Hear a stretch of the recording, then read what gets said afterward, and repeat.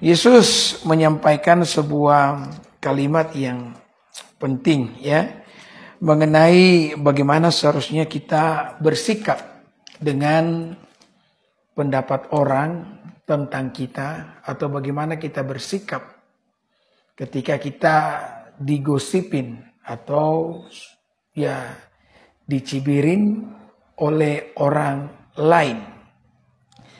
Penting bagi kita untuk bisa mengerti, memahami perkataan Kristus ini, sehingga saudara-saudara kita terus bisa hidup di dalam rencana Tuhan. Karena ada begitu banyak orang yang tidak bisa hidup dalam rencana Tuhan, tidak bisa menghidupi rencana Tuhan. Kenapa? Karena mereka terlalu memikirkan apa kata orang. Saudara, saya pernah mendengar satu kali seorang yang bernama Albert Einstein. Dia ini merupakan seorang penemu, seorang ilmuwan yang sangat cerdas. Dia berkata bahwa jangan terlalu mengambil hati dengan ucapan orang. Karena orang bisa saja punya mulut, tapi belum tentu punya otak. Ya. Jadi katanya orang bisa punya mulut, tetapi belum tentu punya otak. Jadi kita jangan terlalu mengambil hati dengan apa kata orang.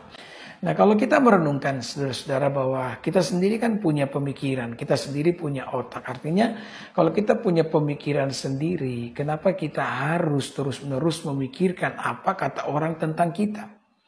Ya memang hidup ini juga kita perlu belajar membuka telinga, perlu belajar mendengar setiap kritik dan saran. Karena saya mengatakan bahwa kalau semua orang selalu setuju dengan kita, maka kemajuan pun tidak akan terjadi.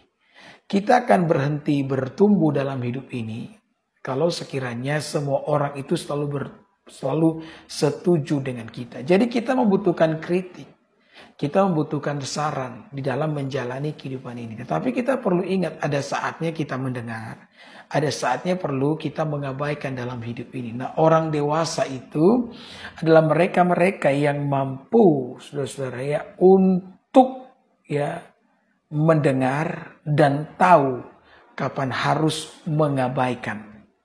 Ya, setiap perkataan, khususnya setiap cibiran, gosipan yang datang